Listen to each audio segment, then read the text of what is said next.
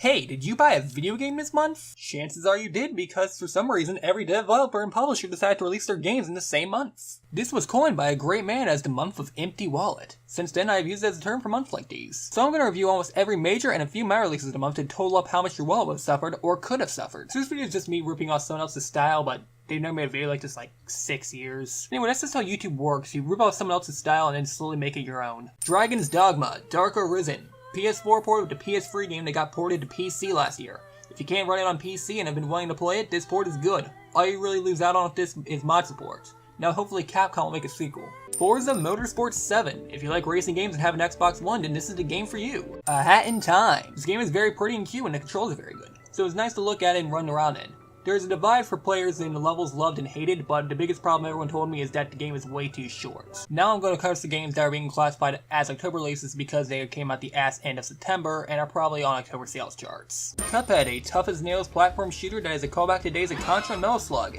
Its claim to fame is its classic animation style that got everybody talking when it was first revealed. Doki Doki Literature Club, just a nice, cute little visual novel that released last month and started blowing up this month. Seems nice enough. Now back to October releases. Lady Layton. Apparently this game is for 3DS and mobile, but I've heard it feels like it's designed for smartphones. This game is also a weak entry in the series because the guy who created all the puzzles for the series died last year. However, I've been told that if you're a seasoned Layton fan, you should still go and give this game a shot. Middle-earth, Shadow of War. I was gonna watch gameplay for this game so I could talk about it, but I'm sorry, I just have no interest in this game, and I don't know anybody with interest in it either.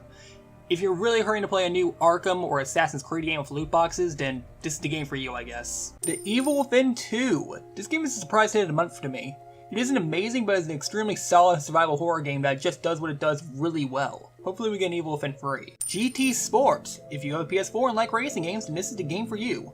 Also remember, this is just a prologue for Gran Turismo 7. Etrian Odyssey 5. The only Etrian Odyssey game I've played is Persona Q, but from when people tell me about this one, it's more of the same, but with more quality of life improvements. South Park, The Fractured But Whole. This game is good, but it isn't as good as Stick of Truth. Stick of Truth was a good turn-based RPG, while Fractured But Whole is a bad strategy RPG. Why'd you remove levels and equipment from an RPG, I will never know, but that's what happens when you replace Obsidian with Ubisoft. WWE 2K18. Are you one of the people who buy these games every year and get disappointed by how they refuse to add in features players have been demanding for years, and instead choose to add features that will be fun for a few hours in single player when you mostly play these games for multiplayer, and when you have less choice for characters than previous versions of the game? Then stop playing this and get Fire Pro Wrestling World or King Coliseum 2. Wolfenstein 2, The New Colossus. The marketing around this game and the current political climate we're in made me worried about this game. While there is some of that stuff in this game that I don't care for, the overall quality of the game and how much people say it's fun to play really make me give it a pass. Basically, if you make a good game, you can do pretty much whatever you want. Assassin's Creed Origins. After 10 years, they finally updated the combat system. While it isn't there yet, it's growing into something I'd play. I'll wait for a later entry and for them to polish up the game more and a setting I'm interested in. Come on, Japan.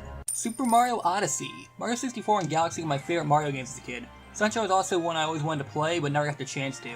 This is just more of that style of Mario. Is the amount of polish and content you come to expect from a Mario game like this. Bubsy, The Woolies Strike Back.